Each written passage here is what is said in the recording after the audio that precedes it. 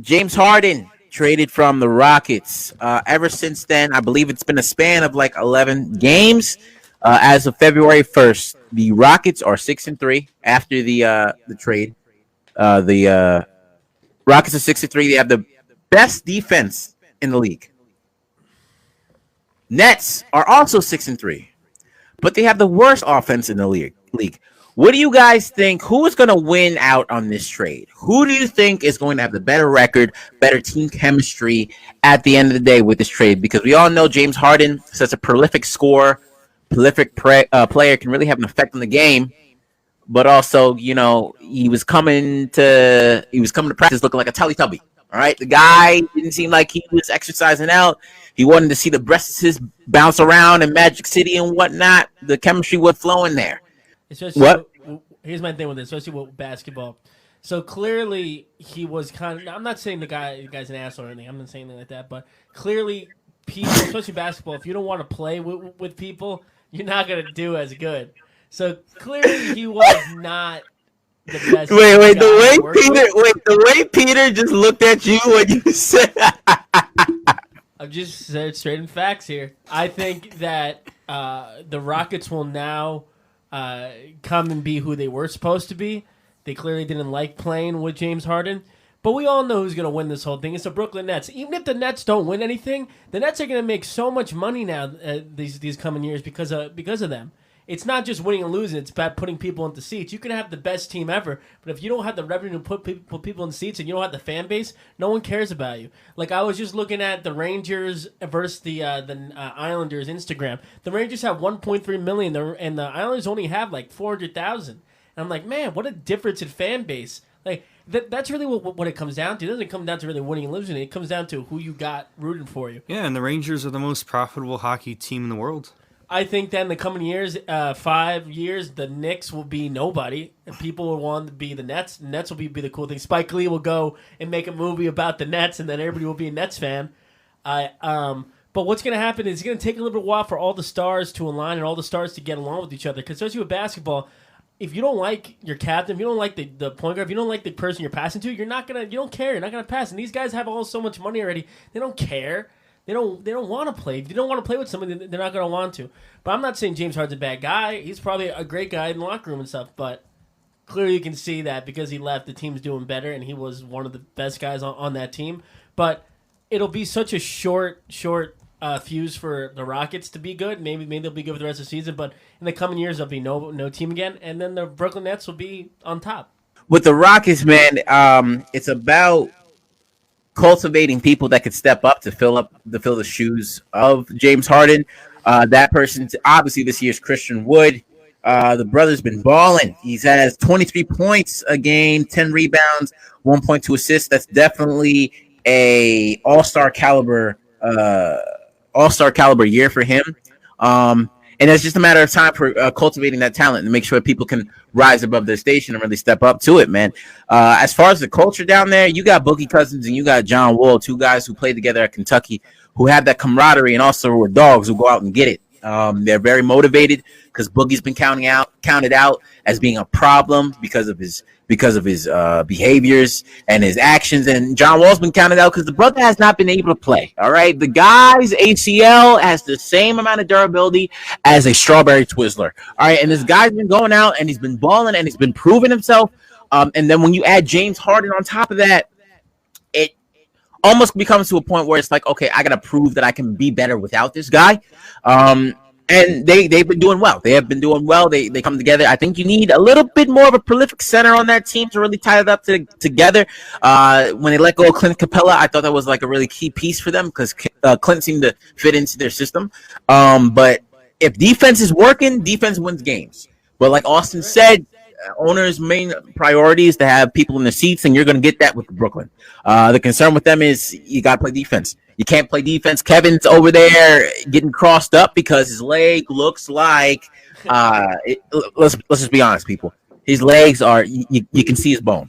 All right, you can see Kevin's bone. The brother's got to eat a little bit more, but his wingspan is ridiculous. It's ridiculous. He can block. You can't get past him. He's like being guarded by Slender Man.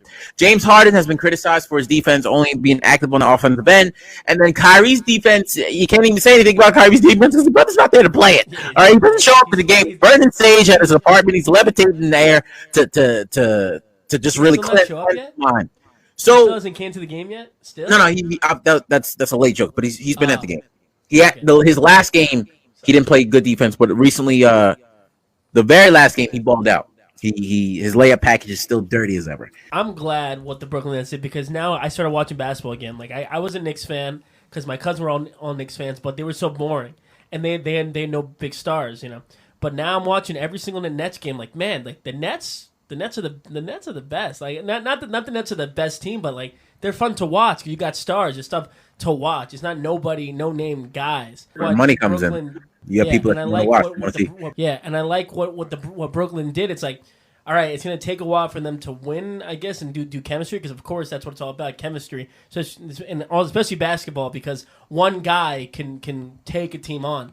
But it's just nice to see. It's like, man, like finally a New York basketball team that I want to watch it. I don't have to get made fun of because I'm a Knicks fan. And it's just, and I like their colors. I like the black and white and gray. I think those are better colors than the Knicks colors. I mean, next show we got to talk about the Knicks because the Knicks have been doing good. I mean, Julius Randle's having an all-star year. Emmanuel quickly is coming into his own as a rookie.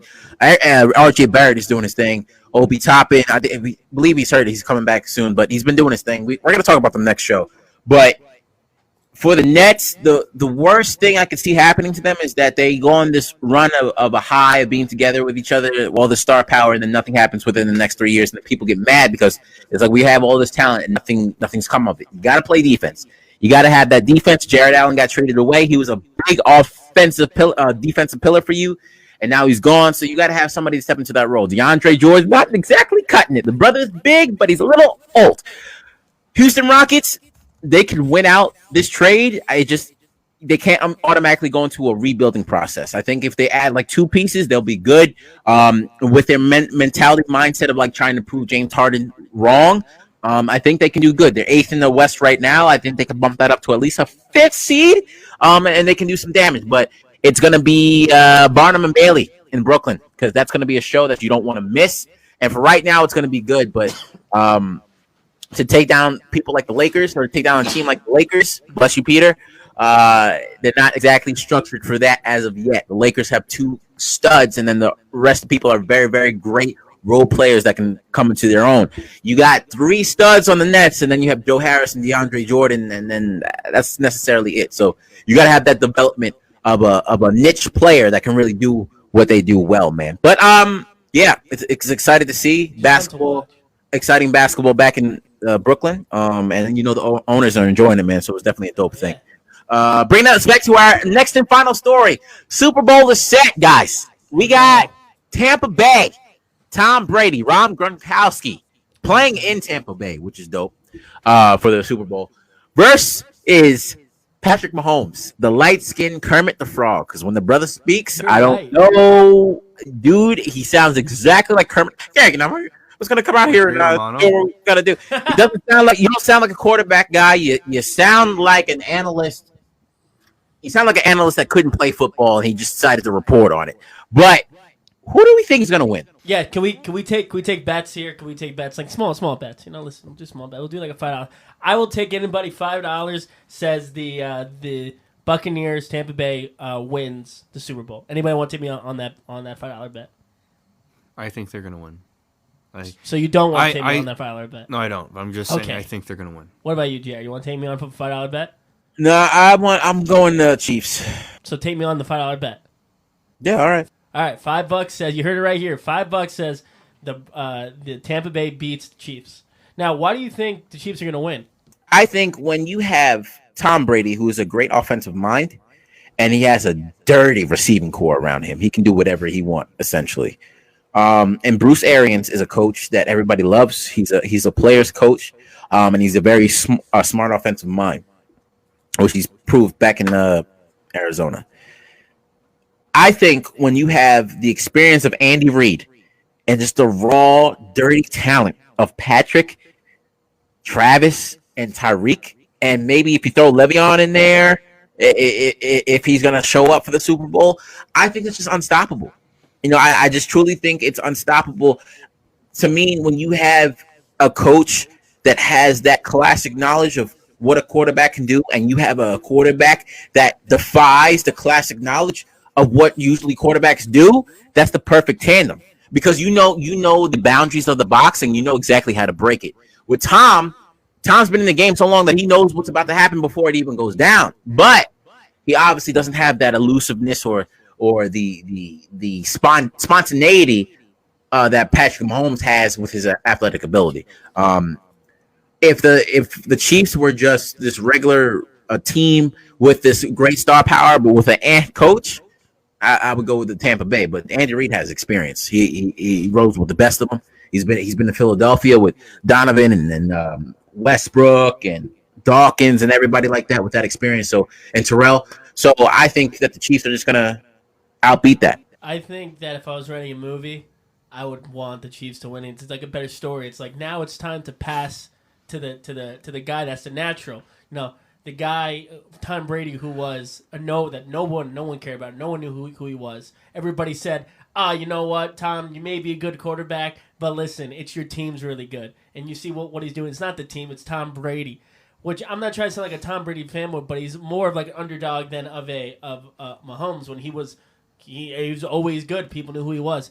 I think that I would want to see Tom Brady win just because he was a nobody guy, and it'd be cool to see him win. It would be cool to see that he left the Patriots to go to Tampa. And I think with Tampa, they know it's like, listen, we can make history here. We can do this. Yeah. Mahomes, they won last year, whatever. But we got the best QB in the game, arguably the best QB in the game. We have to give him everything we got. And I think Tom's going to be on his A game because he's like, listen, I can't lose to this guy. I can't. I have to win it big. I have to prove it because if he loses, people are going to go, yeah, see, Tom, your team was good. See, it wasn't just you. It was your team. It was just you. It wasn't just you. It was just your team. But if he wins, it'd be like Tom Brady is a GOAT. And Mahomes would be like, okay, I lost to the best QB ever, I guess. What's so bad? Mahomes, if they lose, they're going to win in the next couple of years. They're going to win. This might be one of his last shots to win a title, Tom Brady, even though he said he can keep on playing. But you never know what happens. He's an old man. He's going to be 45, whatever. Yeah. So I think that Tom Brady knows this is probably the biggest game of his life is going to be this Sunday. And I think when Tom Brady wants to do it, he's going to do it. And I think Mahomes is not a guy that go, okay, look, I'm going to win. Like, I'm not going to practice. It's going to be a tough fight. This is going to be one of the best Super Bowls to watch in a long, long time. Very entertaining. It's what the Nets just did. What Brooklyn just did. It's going to be fun to watch. 7th round pick, like you exclaimed, Austin. He was in the system. He did it the right way. He studied. He was a student of the game, and then he became the greatest quarterback of all time. He started on the low totem pole, and he rised above his station with a great coach. Like Bill Belichick in New England. He was that, run-of-the-mill, solid, conventional quarterback that just became a dope offensive mind and knew how to poke and prod you, knew exactly what to do.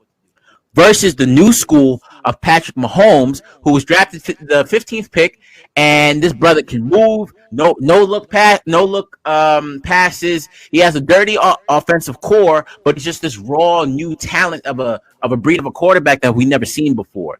This is like the fate of the NFL hanging in the balance.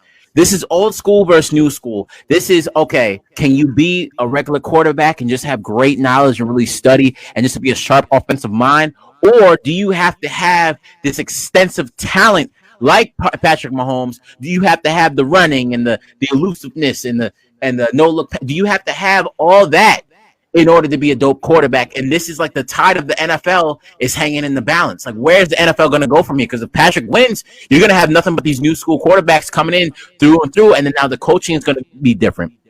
But if Tom wins, it's going to be like, oh, okay, see, you can still do it the right way. The old school way, the 1800s, 1700s, the Middle Ages, the bubonic plague era playing football.